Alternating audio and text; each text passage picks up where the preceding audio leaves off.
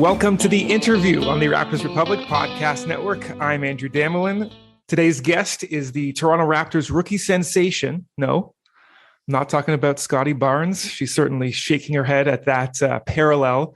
She is the sideline reporter and analyst for Sportsnet, a proud alum of the U and Niagara College. Her name is Amy Audibert. Amy, how are you?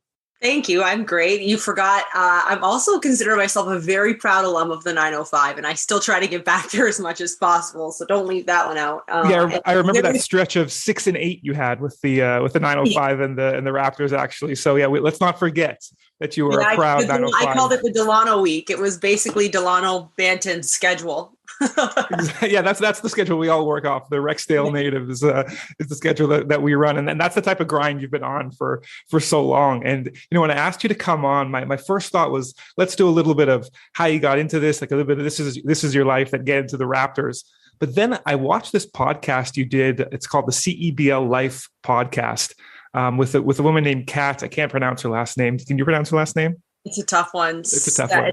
Yes, but I go with Kat just out of respect, not to mess it up. She is a wonderful, wonderful person.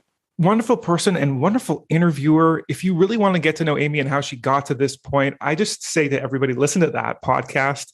What inspires you, what motivates you, different inspirations that are outside of basketball that sort of get you going throughout your life that got you to this point. So I think you should definitely listen to that podcast for a real look at it. This is your life thing with Amy Audibert. So I want to pick up on a couple of things that you guys spoke about. And one that I found so interesting is you said you didn't get your competitiveness from your brothers or from your sisters. It was something that was innate in you. And when you're trying to break into this industry, you were 10 years just from gig to gig to gig to gig, and finally you found something full time. Where does that competitive nature sort of manifest itself in that grind to get to where you are now at Sportsnet? I don't know. That's the answer. It's like, I don't know. It's just how I am and how I'm kind of like wired, which is a little different, I think, than a lot of people. But when you do cross paths with people that kind of get it, you probably stick around in their circle for a while because, like I said, it's just very intrinsic, and it's something I've dealt with a lot, and especially the last couple of years. That am I being complacent or just content in embracing the moment, embracing the job, embracing where I am, but then also, right, it's just such a fine line because you never want to be that person that feels comfortable in a very competitive industry in your job, but at the same time, to do it well, you have to be very focused on the now, and that's where I think that's where the whole competitive thing is, right? I don't do my job simply just to say I did it or I can do it. I enjoy it. I really love doing it. But I think as we all know in this industry, it's very daunting. And for sure. You mentioned in a tweet of yours that, you were considering actually leaving the industry not too long ago when things had kind of dried up, obviously COVID and the 905 season was in question before they had a bubble season as well. I remember how thankful you were to be able to work that, even if it was just a month of the season. So you've kept on that grind. And I remember in April of 2021, there was the all-female broadcast, and I remember seeing you were part of it, and you were going to get to work an NBA game. And I'm not sure if you listen to the JJ Redick podcast at all. But he has this term of endearment for people he admires. And the term, it sounds not great, but the term is a sicko or a psycho. Yeah. Oh, right? I am. I totally am. You are, right? So I'm thinking, so you're so obsessed, so maniacally obsessed with the game. He calls Chris Paul a psycho, who's obviously a superstar Hall of Famer, but he also calls a guy like Tim Legler a psycho, someone who, much like you, grinded in not the G League, but the CBA, and grinded and eventually got a 10-year career, NBA career now as an analyst for 20 plus years, right? So when you get that call to do the NBA broadcast as a sicko, can you tell me the amount of prep you put in to analyze that Toronto at Denver game? If you remember that season was a lost season. They were not playing well at all. and they were going into Denver. You thought it wouldn't be a great game. In fact, Norman Powell has an amazing game, and then they show out. But can you take me into the prep that you went through for that opportunity to get on an NBA broadcast? Yeah. And I mean, I would also add too, that was the trade deadline game. So there was also this whole, you just don't know when things happen, if they happen at all. The whole Kyle's name was in it all. Obviously, it ended up being Norm, but not the next morning. So that was a whole other curve to it too, right? Is just be ready. And of course, I was working in the studio, and that was the first time I'd ever sat in a studio setting. So you never want your first time to be on a national stage, by the way, because if it doesn't go well, everyone's going to see. I'll take you back to my first TV broadcast, like outside of college, was the OHL. And I blanked right on my open. Thought I had it memorized and nailed down, and the lights went on and I completely blanked, and everyone said, don't worry, it was local. Not too many people saw it. Right. So to the point, right? So I was pretty nervous just because I didn't know how to prepare, because I had never sat in that position, or I had never sat in that type of chair before. But as soon as, Kate Burness, who was the studio host, was amazing. I mean, she kind of the night before called me just to work together tomorrow. What can I do? How can I help you? And that conversation just kind of calmed me down so much, because, it was a huge deal. And as the day kind of got pushed closer and closer and closer, that's when the attention started kind of coming on to it. So it's kind of like, I just want to do my job. Like, I want to contribute to conversation around the Toronto Raptors and the Denver Nuggets. Like, that's what I want to do. But I mean, I didn't decline any interview. So I was doing national interviews at 7 a.m. Stayed up in Toronto in a hotel room, and kind of like I think I cut off at 11. I just was like, I'm going to go just lay down for a couple minutes. And it didn't happen. And then the lights went on, and I keep saying this. Yes, the game was amazing. Everyone said it went so well.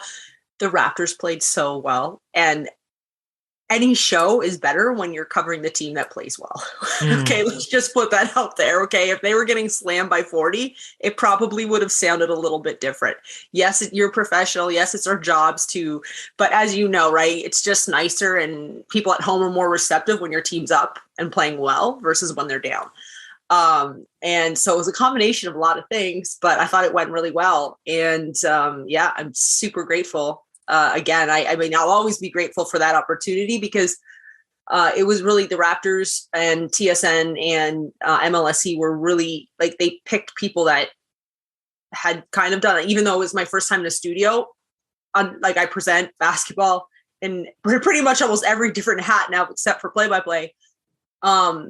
Because if they just decided to choose a bunch of women and throw them into this position, it may not have went over well. And so that was really important. We wanted to make sure it went well, but we just did the jobs that we always do, or that we're close to doing. And a lot of NBA teams now have followed suit. We see the MLB, we see so many other organizations now having just even an all-female broadcast. I think it's important just to say, like, we're here, we can do it. It doesn't mean like wipe the table, all men must go. That's not the point of it. It's just like, we're out there, and I'm super grateful for that. Yeah, the opportunities have increased since that broadcast, and you killed it. And maybe one of the breaks you got was they played well, and I might say you deserve a break, and you got a break by them playing really well, and you parlayed that into the gig you have now. And you go on to cover the 905, you cover the CEBL, you get back from the CEBL championship season, and you hear that you're going to get this Sportsnet job. And this will be the last question about this is your life portion, and we'll get on to the Raptors, I promise.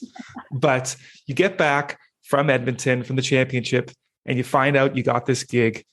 Your reaction, the first person you told that you got like a full-time, reliable gig with an NBA team. A year or two in our industry feels like, for me, this is the first summer where I am kind of just like, okay, I've got something lined up since high school. Yeah, I was fortunate. I was at my parents' house, and so my whole family was here. Kind of like they were all hanging out by the pool. I had stayed pretty busy through the summer with the CBL, and I was in Texas, Vegas, Edmonton. It was just a crazy August. I hardly saw anybody. So it's kind of nice. They're all outside. I was like, not, nothing's really nothing's locked in, but this might happen. And yeah, it was nice just because, I think my family's been super. I'm not going to sit here and tell you I haven't had support at home. I've had the best and most awesome support, even just getting a dog, which I think I talk about a lot now, is a big commitment for me. But my family basically took them most of the summer. They've basically had them a bunch of the season. So the last 3 weeks, I've been hanging out with my dog every day, all day. So yeah, they were super supportive, and it's been cool for them too. Listen, the basketball's been great. The team was so good. So another break, right? They got to enjoy, obviously, just seeing their sister, their cousin, their niece, their daughter, whatever, do her thing that she's been trying to do for a long time. But then just the games were fun. The team was awesome. So it was a good year, I'd say, in my my family circle. Yeah, I'm sure they're so proud, and they watch you every night. And we watch you every night as well. And you got a bunch of hats, like you said. You got the sideline role, and that's the traditional portion of the interviews at halftime at the end of the game, which have been great. And then you get to do these pre-third quarter hits about your analysis. So, just during the game from the side, the mechanics of it all, like, do you have a monitor with you? Are you communicating with the producer? Like, okay, I want to break down these few plays at halftime, or how does that communication go when you're in broadcast? Yeah, it's so great. People don't realize there's so much always going on behind the scenes. And for me, I'm still figuring the routine out because as a reporter, your role is so much different than as an analyst. And I'm kind of trying to hybrid both of them. And so I have a mic that's open to our producer. He's great. And I try not to bother him too much when the game's going on, but even though he totally encourages it, I feel bad doing it. But no, it's good. I have a stats monitor and a game monitor. I have an earpiece that is open to the game, but also the truck can communicate to me. So the way I feel like my best games were when I prepared with stories or news or all that stuff, but then also did kind of take an analyst look to it, who are playing records, the trends as of late, kind of setting that table early so that those are the things I'm looking for. If they're happening in game, if we can find footage to support it, then those are the things I'd like to come out with, but then also not talking about the same thing that the studio is talking about at halftime. So there's a lot going on, but I'm really grateful for it because when I was asked to come on the Sportsnet team with this position, it is new. It is a little bit different. It's not traditional. And I'm grateful for that because it's a risk for them to take as well. Instead of not necessarily talking to a coach, kind of throwing my own view or kind of what I'm seeing out there. And that requires a lot of trust for them and me. So I don't take that for granted. And we're still just kind of working on it and seeing what we can do, and not just being traditional, being professional, of course, in presentation, but also just not being the same all the time. And I think that's really important in the way that we present this awesome organization. And it seems like with Matt Devlin, you have that anchor, that leader. That's like, and me watching Alvin on the analyst side, like it felt like Matt just had his back the whole time. It's like, I got you. I'm going to take it from here, wherever it is. So you just feel supported by him. And I imagine you feel similarly. And what I noticed with you, with Matt, you had that little back and forth chemistry. The send off, it wasn't just like back to you. It was just something tight. There was some chemistry that developed over the course of the season. Am I seeing things or would you agree with that? No, he's the greatest. When I had to slide into the analyst chair, that was one of my biggest, I don't want to disappoint Matt Devlin, just like because he would ever even give that vibe, but he is truly amazing. That for me was, I'm like everybody else. I've watched Matt Devlin for how many years, sit at home, and his voice, just like when he starts talking and you're sitting beside him, like, you got to catch yourself for a second, because yes, you're professional. Yes, I've worked my tail off to get here. Yes, I believe I'm qualified. It's still him, it's still his voice. But when you just talk about like supportive, awesome, just so easy to talk to, he is superb. Like, I am so grateful that that's who I get to work with. He's awesome. I honestly, going into this year, you always, especially as the new face, one of the new faces, you're always kind of just like, don't know how everyone's going to be. And it makes it totally, and you hear that, especially when we have conversations about women coming into sports, like it makes or breaks your experience, literally who you're working with. And I've had the best experience, and Matt Devlin's like the top of the list. So I'm always going to be forever grateful to him just because of how he welcomed me, and also just really, really like embracive to Alvin and I. That's a lot in his position. So he's incredible. We're so lucky to have him. We are so lucky to have him. So I'm really grateful. Yeah, I'm not sure if people realize, like, he's doing TNT games. He still is a big time broadcaster, but like national American broadcaster. And it's cool to hear that he's a good guy too. I've spoken with him once, like many, many years ago. So it's nice to hear that he's actually a good person, a good teammate as well. So you're in a good environment, a nurturing environment for you to grow, for you to give your analysis. And I'd like to get your analysis of the team this year. There are obviously so many wonderful, like, developing plot lines as the season went on. Pascal sort of emerges from this surgery, from this down year, into an all-NBA player, and Fred VanVleet becomes an all-star. But as you know, we're 905 people at heart. So I like the sort of the top storylines. So the first thing I wanted to ask you about is our boy, Chris Boucher. So he has a difficult start to the season. Seems like it was, I mean, again, this is hard to remember now, it's so long ago, but seemed like it was more of a reliance on the finesse than the energy stuff that seemed to really be his bread and butter when he sort of cemented himself and got that 2-year contract. Now that he sort of plays so well in that Philly series, kept him in game 6, by the way, in the first half with all those offensive rebounds and stuff. First of all, what did you see him doing when he got out of the 905? And then how far did he surpass your expectations now that he's 2 years into a sort of full-time gig as a Raptor? So I'm going to set it up here with a couple things. So first of all, he was hurt the entire preseason this year. Like, he got hurt in training camp and missed the whole preseason. And I believe that had a lot to do with the way the season started for him, because when he did get cleared, he was behind the 8-ball big time. And he did try to push in there and try to make an impact. And I will tell you guys this, Chris Boucher is awesome, like an awesome guy. He is so great to talk to. He's just a good guy. Like, he's not an ill, like, he doesn't talk about, like, he's just awesome. I really like Chris. So he wasn't going in there like, I'm going to be the big dog. He was trying to contribute. And like you said, maybe just in different ways. And it took him a while. He wasn't just good in the Philly series. Literally since January through the second half of the season, he's been like pretty freaking good. In fact, if he was consistently that the entire season, I'd say he would have a strong case for 6-man as well. If you look at the way that he played in the back half.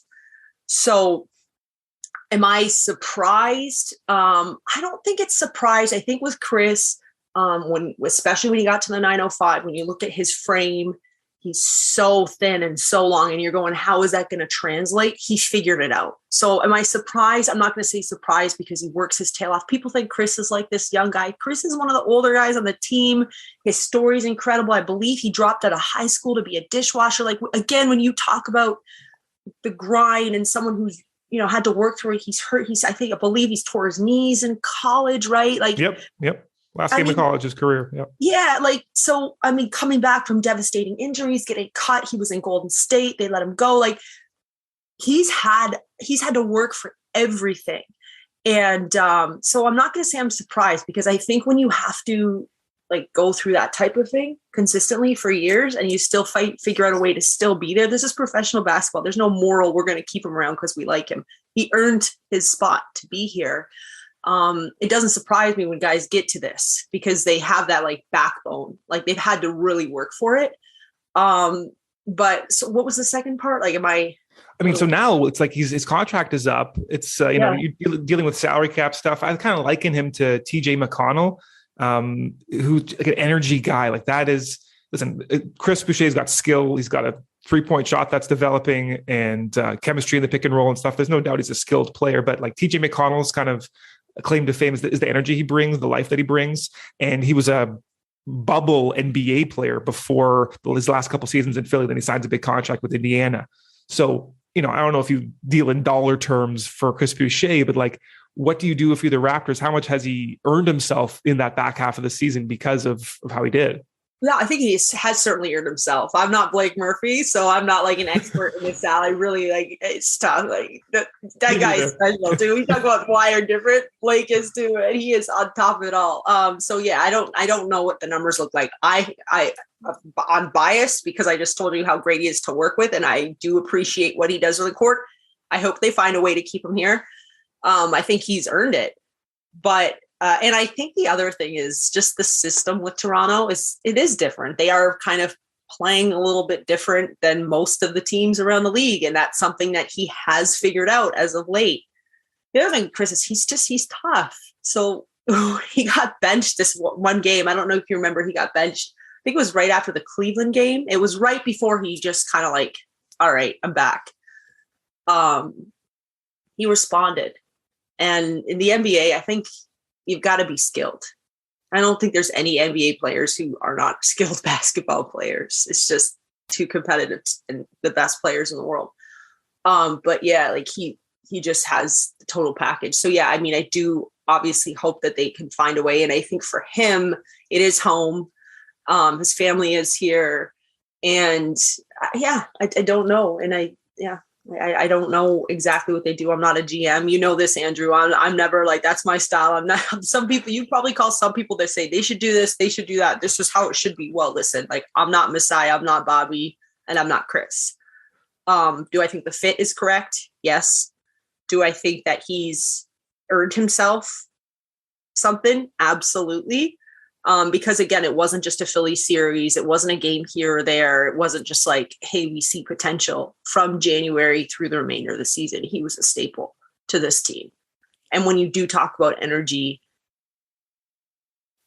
it is something you can bring more often. Like your shot's not going to fall every night, but you've got a better, and because he consistently showed that, I think there's got maybe a little bit more confidence investing in a guy like that because he showed that he can consistently bring that to the court every night. And so I'm hoping, again, I hope he's wearing a Raptors jersey next season. Yeah, someone who watched his G League games and came of age, under Serge Ibaka and Marc Gasol. It is cool to see where he's emerged.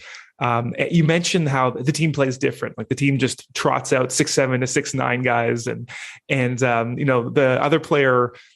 I actually want to talk about a couple players if we do have time, but with Scottie Barnes, rookie of the year, obviously but I want, this is why I wanted to have you on, because you mentioned they play different and I want to learn, well, how do they play different? I know they have this unconventional lineup and Scottie Barnes is handling the ball a ton, but like what you see from him, like he seems to be the catalyst for how the team plays different. Because he's been in a point guard and he's also guarded the center. Like he literally and they want to play fast. So when you have guys, like I always say, when you're 3, 4s, and 5s can grab a rebound and just run the break, that's 5 options on the court. And not every team's built like that. And on the defensive end, right? Like you see it, they get out, they switch everything when they are playing the way they want to be playing. That's tough to do. That's tough to score on. Now, I don't know how much college basketball you watched. I know he came off the bench at Florida State, I believe. Did he surprise you with the full skill set when he got to the team? I don't want to, again, like the same thing we were just saying with Chris. It's like surprise is like not the word I like because it's saying like, I didn't think he was good before, right? When you're a lottery pick. And again, I think Bobby and Masai and their scouting team, they deserve to be among the top in the NBA because they consistently like make really good decisions. So, he's good, but then there's the whole ceiling, right? Like we know that the draft is so, especially this year again, like you just go back and forth on one and done players who have only played this 1 year in college and came off the bench, but he's the 6th man of the year. And, there's so much going on. It didn't take me long after summer league. Like, I think it was like 1 or 2 games in a summer league where you're like, oh, wow, really good. I think the most impressive thing for me with Scottie was when you looked at the first couple months of the season, and months, it's kind of a blur, but I think it was months where I felt like he got so many teams or players on their heels a bit because he doesn't stop. Like his energy, and that's tough to do. He's just up and down, back and forth. Like he loves to play the game, but then he runs with like an intensity, like he really does. And sometimes in the NBA, like you don't see that, right? Because it's 82 games, because you've got these vets that are like, you got to pace yourself. And then, you know what I mean? Scottie's just out there just like having fun playing the game. So I'm not going to say I'm surprised, but I think also just like his professionalism, like this first regular season Sportsnet game, which was my first NBA broadcast, was at TD Garden in Boston. And the first couple minutes of the game, the crowd's like screaming, not nice, of course, not great things at Toronto, telling them how, you know, Kyle left you guys, blah, blah, everything, personal stuff, whatever. It's the NBA life, and it's Boston. Right. By the halftime, right into a couple minutes in the third quarter, the crowd starts getting a little bit quieter. Like Scottie Barnes just like took over that game. I forget his final stat line. It was like maybe 25 and like 13 or something. It was crazy. I was like, oh, he's ready. Because it takes like, yes, you can be a skilled player, but it takes a lot of heart. It takes like some head to be able to go in there and do that, like that early in your NBA career. So I hope these fans are just excited about the future. Yeah, there's an incredible future. That's the rookie season from Scottie Barnes. The last guy I wanted to talk about, Precious Achiuwa, just finished the second season. Yeah. And I mean, look, for me as a fan and someone watching the games, I see him in the beginning of the year, and it looks like it's obviously a confidence thing, but it looks like dribbling is an issue at times. And there were turnovers, there were quick shots, but you knew that Nick Nurse had a plan, and he was giving him the leash to take those 3-pointers, to handle the ball a little bit, and then it all just comes to fruition as the season goes on. And it's like, it's so funny. I try to, I watch all these G League games. I try to play scout, and yet it's so difficult to project like, oh, well, he's going to be this at this moment. When did you realize that? And I'm not going to use the word surprise because that's not in your vernacular anymore. But when did you realize that Precious could be this mainstay rotation piece? So I wish I could pull up the draft podcast I did. I did right after the draft in 2020, and he was my steal of the draft. I believe he was the 20th pick to the Miami Heat. Again, like Scottie, a one and done out of Memphis, but I watched a little bit of him play. My friend was an assistant coach there at the time. So I was just like, and plus like his name's Precious Achiuwa. Like he's just cool. He's a cool guy. And I am partial to that position where like these kind of bigs, but they're super explosive. I loved him. And I literally remember going in there and had it on who is the steal of this draft. And I said the Miami Heat, because also just that organization, like they don't mess around either. And I just was like playing behind Bam. Like this is, I really like him. I almost want to go get a jersey right now. I was not working with the Raptors at the time. Okay. But yeah, so and I know I had a lot of conversations early in the season where I think people were kind of looking at me funny. I really do, like, because I was like, no, I'm Team Precious. My producer, Devlin, like he'll tell you, I've been Team Precious all year, because people don't understand. First of all, he's 1 year ahead of Scottie Barnes. He's 1 year ahead of the Rookie of the Year. These guys were both one and dones in college. So it's just like everything's fast tracked. And even Precious, 1 year at Memphis, even though they run a great pro style program there, and then goes 1 year to the Miami Heat, and he plays behind. Like he doesn't even play. He plays behind Bam Adebayo. Completely different system. Their fives aren't shooting threes.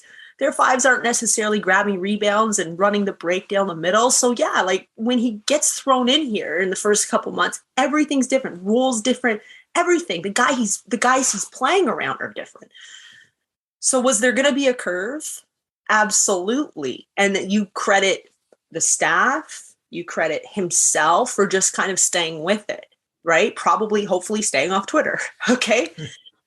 So again, and is Precious perfect? Like anyone's perfect? No, like no one's perfect. Do I think, again, his ceiling, and when you talk about future and his fit in this program and the way that they're playing is like amazing. And then you can add the whole off the court thing that he was a Giants of Africa alumni. Like there's something about pride or our lives or where we're from that do kind of some people that like allows them to kick it up a notch. And I believe like Precious playing in this program that Masai is like building and making happen. Like that's gotta mean something. That's so cool. Like we don't even talk about that. So I'm just another super cool dude. So fun to talk to. I think he's awesome. So I don't know. Like I get pumped up about all of them because they're all so young.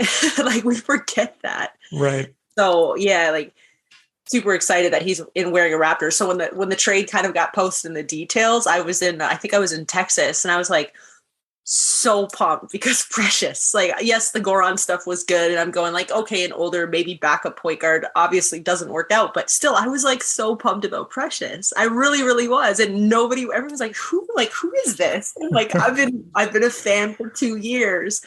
So I'm really pumped. Yeah.